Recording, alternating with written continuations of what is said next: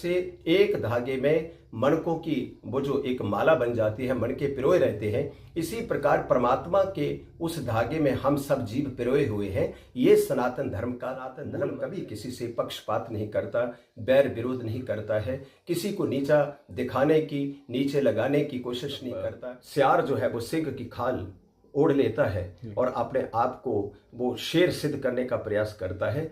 ऐसे ही अध्यात्म के मार्ग में आजकल नौटंकी बहुत हो रही है। ड्रामा व्यास गादी का भान ही नहीं है, व्यास गद्दी के नियमों का ज्ञान नहीं है, उनके वचनों के बीच कोई समाज में जो जीवन पद्धति बननी चाहिए, जिससे भविष्य संवरना चाहिए, सुखद शांति प्राप्त होनी चाहिए, एक ऐसी वयार चलनी चाहिए, उस चीज का आज अभाव देखा जा रहा है।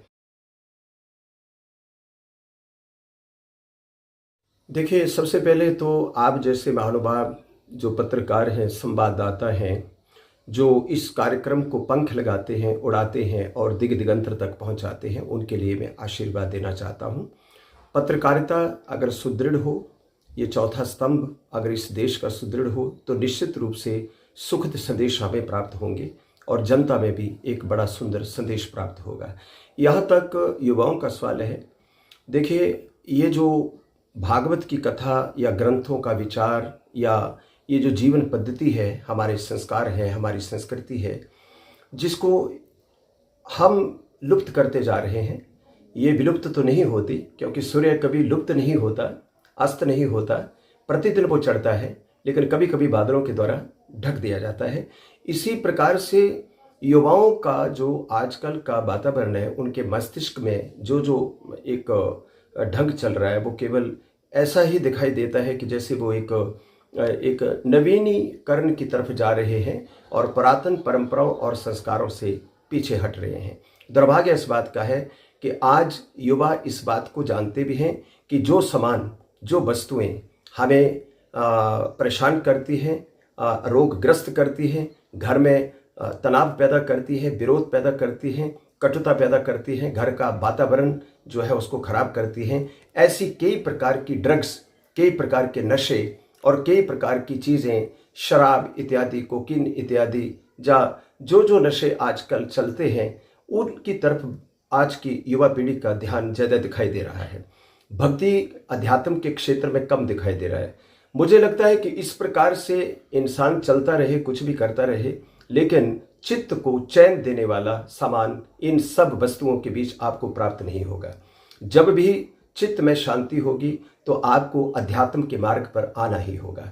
जब तक आप अध्यात्म में अपनी पात्रता को सिद्ध नहीं करते, देखिए, बेचैनियां इन चीज़ों के बीच भारी हैं, परेशानियां इन चीज़ों में बहुत ज़्यादा हैं, और मैं ये मान के चलूँगा, युवाओं को समझना चाहिए, बड़ों का आदर, संस्कारों का महत्व, आस्था के प्रति समर्पण होना जरूरी है, गुरुओं के प्रति, शिक्षकों के प्रति, और जिस शिक्षा का आपने अध्ययन किया है उसको आचरण में लाना, ये आज की युवा पीढ़ी का विशेष कर्तव्य होना चाहिए, जिसका निर्वहन करने में कहीं ना कहीं कोताही आ रही है। और भावी भविष्य में हम आशा करते हैं कि जितना भी आप सब युवा इस अध्यात्म से जुड़ेंगे, मैं ये नहीं कहता कि समाज का दृष्टिकोण छोड़ दीजिए या आपके इर्द गिर्द क्या हो रहा है आपको भान नहीं, क्योंकि जब स्वयं ही हम अपने मस्तिष्क से विकृत हो जाएंगे नशों इत्यादि के चक्कर में, इसकी चपेट में, तो हमें पता ही नहीं लगेगा कि हम क्या करना है, किस प्रकार से कल्याण होगा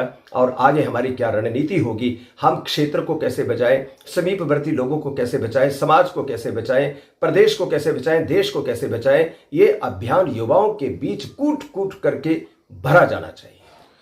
गुरु जी, जैसे देखा गया है कि धर्म प्रचलन का जो इस बार मतलब चला हुआ है इस समाज में, तो उस विषय में को लेकर आप क्या कहेंगे?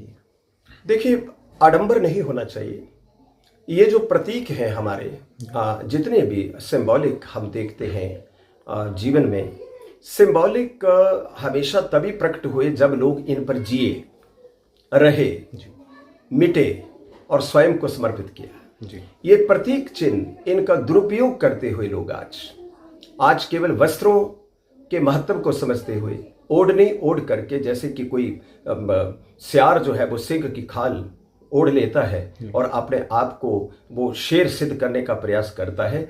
ऐसे ही अध्यात्म के मार्ग में आजकल नौटंकी बहुत हो रही है, ड्रामा बहुत हो रहा है। लोगों को व्यास गादी का भान ही नहीं है, व्यास गद्दी के नियमों का ज्ञान नहीं है। उनके वचनों के बीच कोई समाज में जो जीवन पद्धति बननी चाहिए, जिससे भविष्य संवरना चाहिए, सुखद शांति प्राप्त होनी चाहिए, एक ऐसी वयार चलनी चाहिए, उस चीज का आज अभाव देखा जा रहा है। मैं ये समझता हूं अध्यात्म का शंखनाद जितना भी हो कम, लेकिन अध्यात्म की बरसात करने वाले जो प्रवक्ता है, क्या उनका आचरण वैसा है?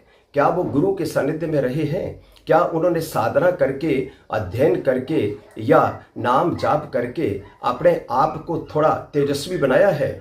क्या वो उसमें जिए हैं, रहे हैं? यूं ही तोते की तरह रटंत विद्या लेकर के या कुछ चीजों को आप उदरस्त करके, कंठस्थ करके आप समाज के भीतर एक कथा प्रवक्ता बनकर के चल रहे हैं, इसका उपहास होता जा रहा है। धर्म का ज्ञान नहीं, श्लोकों का ज्ञान नहीं। किसी श्लोक के भी उच्चारण में कोई भी प्रवक्ता जो है वो पकड़ा जा सकता है। कोई भी कथा है, रामचरितमानस है, भागवत पुराण है, शिव पुराण है, देवी भागवत है या हरवंश पुराण है, आप किसी चीज का भी वाचन करते हैं, कथा वाचकों का मेरी दृष्टि में समीक्षण, परीक्षण, निरीक्षण होना बहुत जरूरी है। वो न जाने किन पत्थरों से निकल करके मंचों पर बैठ जाते हैं, किन गुफाओं से निकल करके झटपट वो किन घरों से निकल करके बाहर निकल आते हैं। उनको शिष्टाचार का या सदाचार का या मर्यादा का, सिद्धांतों का, नियमों का कोई ज्ञान भान का अभाव होने के कारण कथा तो वो कर रहे हैं, लेकिन पखंडवाद ज्यादा फैल रहा है। इसलिए जो कथा बेहतर कथावाचक करते हैं वो एक अपवाद है, मैं उनके लिए कोई बात नहीं कर रहा हूं। लेकिन आजकल कुकुरमुत्तों की तरह मुझे ऐसे दिखाई देता है, बरसात में जैसे कुकुरमुत्ते निकल आते हैं, इसी प्रकार से आजकल कथावाचकों की इतनी भरमार। कोई तलवार लिए व्यास गद्दी के ऊपर नृत्य कर रहा है, कोई बोतल पकड़ के नृत्य कर रहा है, कोई व्यास गद्दी के आसन के ऊपर ही नृत्य कर रहा है। इतने असभ्य, अशोभनीय ये जो कृत्य है, ये मुझे लगता है हमारी संस्कृति के लिए कतई विषय नहीं है। गुरुजी, सनातन धर्म में बहुत ताकत है और कुछ लोग जो है वो इस चीज़ को छोड़ के जा रहे हैं। एक सवाल ये भी था मेरा कि जिसमें लोगों का विश्वास किस तरह से बना रहे, उसके बारे में आप क्या कहेंगे? मुझे लगता है कि एक गीता में एक श्लोक आया है कि यद यदा चरति श्रेष्ठस्तद देवे तरोजना स यत् प्रमाणम कुरुते लोकस्तदनु वर्तते। मुझे लगता है धर्म की तरफ चलाना, धर्म को सुरक्षित करना, धर्म का प्रकाश फैलाना उन्हीं धार्मिक जनों का कार्य है जो धर्म में जिए हैं। और मुझे ये लगता है कि श्रेष्ठता को फैलाने के लिए श्रेष्ठ लोगों का होना जरूरी है। आज अपवाद केवल इसलिए फैल रहा है कि जो अग्रगणी लोग हैं वो ही भिड़ंत और एक सिर भिड़ाने वाला काम कर रहे हैं। हम जगह जगह पर देखते हैं कि संतों के क्षेत्र में देख लो, महात्माओं के क्षेत्र में देख लो, या आप कुंभों में देख लीजिए या अखाड़ों के बीच देख लीजिए, अक्सर मनभेद हैं, मतभेद हैं। चार पीठों में शंकराचार्य हो सकता है मैं प्रणाम करता हुआ, क्योंकि वो बहुत बड़ा हमारा स्थान है, वो जगत गुरु का क्षेत्र है, लेकिन फिर भी जगत गुरुओं के स्थान पर, उन धामों पर जो भी महानुभाव, महान पुरुष जो बैठे हैं, जब वो आपस में विषमता जैसा व्यवहार करेंगे तो निश्चित रूप से समाज के ऊपर उसका प्रभाव भी गलत ही पड़ेगा। इसलिए मैं विनम्रता पूर्वक ये जरूर कहना चाहूँगा कि जब तक संगच्छध्वम संबद्धध्वम, कि जब तक हम इकट्ठे मिल करके और इकट्ठे हो करके कंधे से कंधा मिला करके एक सिद्धांत का पालन नहीं करेंगे, मिलजुल करके, एक ने कहा दूसरे ने स्वीकार किया, कटाक्ष करने की कोई अधिक आवश्यकता नहीं होती। आजकल सिकंदर से कम कोई बनना ही नहीं चाहता है। आजकल अपने आप को उठाने का प्रयास प्रत्येक व्यक्ति का इतना हो गया है कि उसमें वो नियम सिद्धांतों को भी ताक में रख देता है।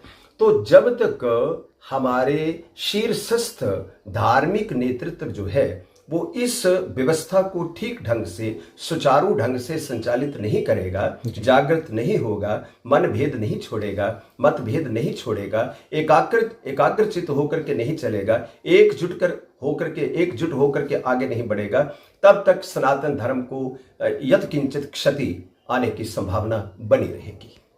आखिर में गुरु जी क्या संदेश रहेगा समाज को लेकर, जिस तरह की कुरीतियाँ आजकल फैली हुई हैं उसको लेकर किस तरह का संदेश जो है वो आप देना चाहेंगे आखिर? पहली बात तो यह है कि हमारा जो संदेश है जी यहाँ पर, हम अपने आप में किसी को दूसरा मानते ही नहीं है। जी आत्मवत् सर्वभूतेषु या पश्यति स पंडिता आयम वेति परम वेति गणना लघु चेत सम। ये मेरा है, ये तेरा है, ये गैरों की सोच है, ये अलगाव सोचने वालों की सोच है। सनातन धर्म की तो केवल इतनी सोच है कि ये मेरा है, ये तेरा है। इस प्रकार का वर्गीकरण होना ही नहीं चाहिए। उदार चरितानम, जिनके चित्त उदार हैं, जो दूसरों का सदैव कल्याण करना चाहते हैं, जो परमार्थ जो दृष्टिकोण है, जो उसका ध्वज लेकर के चल रहे हैं, उनके लिए तो पूरा संसार एक बंधु है, एक परिवार है, सब एकजुट हैं, सब एक दूसरे के साथ सटे हुए हैं। जैसे मई सर्वमिदं प्रोतम सूत्रे मणिगणामिव, जिस प्रकार से एक धागे में मणकों की वो जो एक माला बन जाती है, मणके पिरोए रहते हैं, इसी प्रकार परमात्मा के उस धागे में हम सब जीव पिरोए हुए हैं। ये सनातन धर्म का मूल मंत्र है। सनातन धर्म कभी किसी से पक्षपात नहीं करता, बैर विरोध नहीं करता है, किसी को नीचा दिखाने की, नीचे लगाने की कोशिश नहीं करता। हमने सबसे प्रेम ही बांटा है। घृतात् स्वदेयो मधुनश्च भोचत, हम घी जैसे चिकने रहे हैं और शहद जैसे मिठास भरे। हिंदू संस्कृति का पालन करने वाले इसी प्रकार का स्वभाव वाले रहे हैं। हमने कभी किसी पर हमला नहीं किया, चोट नहीं की। अब केवल इतना ही है कि सनातन जो है, इसके लिए सभी को सामूहिक रूप में सजग होना चाहिए, जागृत होना चाहिए। घरों घरों में शंखनाद होना चाहिए, अभियान होना चाहिए। बड़ों का ये कर्तव्य है। देखिए, अगर एक इंजन खराब हो जाए तो पूरी रेल के डिब्बे जो है वो लड़खड़ा जाते हैं, वो खराब हो जाते हैं। इसी प्रकार से पुरोहित हैं, पंडित हैं, कुल पुरोहित हैं, अध्यापक हैं, दार्शनिक हैं, संत हैं, प्रवक्ता हैं, पंडित हैं, इन सबकी जिम्मेदारी है समाज को सुधारने की। अगर ये लोग अग्रगणी होकर के, क्योंकि नेतृत्व, धर्म का नेतृत्व यही लोग समाज को देते हैं, और अगर इनके नेतृत्व के बीच किसी प्रकार की कोई त्रुटि आती है, विषमता आती है, तो पूरा समाज इसका खमियाजा भोगता है। इसलिए इन समस्त लोगों को भगवान ने सीधी बात की कि यद यदा चरति श्रेष्ठस्तदेवे तरोजना न में पार्थास्ति कर्तव्यम त्रिषु लोकेषु किंचन नाना कर्म वार्तव्यम भरत एवच कर्मणि। भगवान कृष्ण यहाँ तक कहते हैं कि हे अर्जुन, हे पार्थ, मुझे सत्कर्म करने की कोई जरूरत नहीं है, क्योंकि मैं तो परमात्मा हूं, मैं तो शुद्ध बुद्ध हूं, मैं तो मुक्त हूं, मैं तो अनादि हूं, अनंत हूं, अपार हूं। लेकिन समाज के तल पर जब मैं प्रकट होता हूं तो मुझे इस बात की चिंता होती है कि मेरे कदम डगमगाए नहीं। जब भी मैं मानव के रूप में आता हूं, मनुष्य आकार में आता हूं, जब इस धरातल पर आता हूं, तो मैं बहुत ध्यान से अपने कदम रखता हूं ताकि मेरे पीछे चलने वाला समाज दिशाहीन ना हो। ये भगवान श्री कृष्ण का जो दृष्टिकोण है, आज के परोधा, आज के अग्रगणी अगर इस बात को समझ ले और कुछ ऐसी लकीर खींचे, कुछ ऐसे रास्ते बनाए जिससे समाज सत्यम शिवम सुंदरम की ओर उन्मुख हो और समाज का चहुमुखी कल्याण हो, तो मुझे लगता है सनातन का भी विस्तार होगा, उद्धार होगा और जीव का भी सुधार, उद्धार, बेड़ा भव से पार होगा।